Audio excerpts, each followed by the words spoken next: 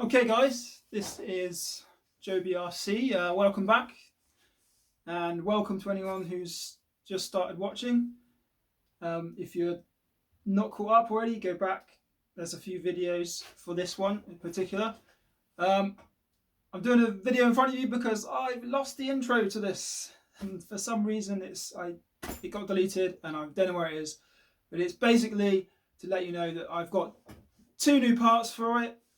One was, you probably heard in the last video, the battery tray for the front position, and the other I will let you know when I've finished the battery tray. So let's get the battery tray on the table and I'll show you all the parts laid out on the table for you. Okay.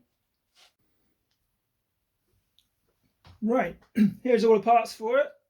So obviously main battery tray, and you've got three fittings for this. You've got two here, one at the back. That one goes sort of, this hovers over the motor, and then that goes in where the casing is for it. So obviously at the moment we've got nothing there to fix, so we'll just fix the two at the front. And those have got a standoff that go underneath them, and then the bigger one for where the motor is, I guess, because I don't actually know yet. And then you've got two pieces here that basically, if I hold this up, it's going to replace this top bracket. So we get rid of more plastic, and they go other way around. They go in there. No, hang on, trying to work it out like that, and then this cutout replaces this hole here. So you do have to get some sort of replacement brace here for the body mount, which I believe Hot Racing do the body mounts with that brace across anyway, so we'll be getting those to sort that out. And then these are the servo mounts, and they just basically go in like so. And then well, it'd be the other way around so that this goes inwards. So let's try the other one like that. Oh, sorry, like that. You just put those in place of those screws there, and they just give you slightly longer ones in case you need them. And then they've got the washer and bolt for the servo, and that's pretty much how it goes. So I will get that together. I know a lot of people like to see how people could put them together, but I'd rather get it together and then go through it with you when I've got it together, rather than do a little time-lapse thing that people just skip anyway. So let me put it all together, and then I'll go through it how I did it. Okay. Right then, and that's it. There it is, all mounted up. So we've got the piece on the front here for the servo on both sides, just two screws in there, bit of Loctite because it's metal to metal, and then you slam in either the plate with two screws there. No Loctite needed because it's just into the old plastic piece in the bottom. Obviously can't fit that one yet, but it's pretty sturdy already. But it's there ready for putting in the back. And then these two pieces, just a bolt straight through, bit of Loctite, metal to metal. So now we've got a ridiculous amount of Hot Racing tags. So it's really starting to look like a Hot Racing piece of kit. And I reckon it's going to be a much more improved version for where the battery goes.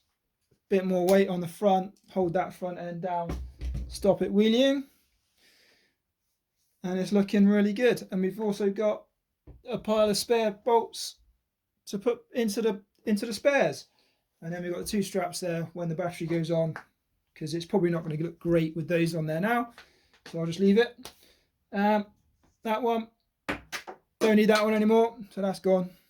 So that's good. Bit more plastic got rid of. And then I think what we're going to need is the body mounts on here, and I'm going to have to try and think about what to do with this back one, because obviously it's not going to match. May come up with something.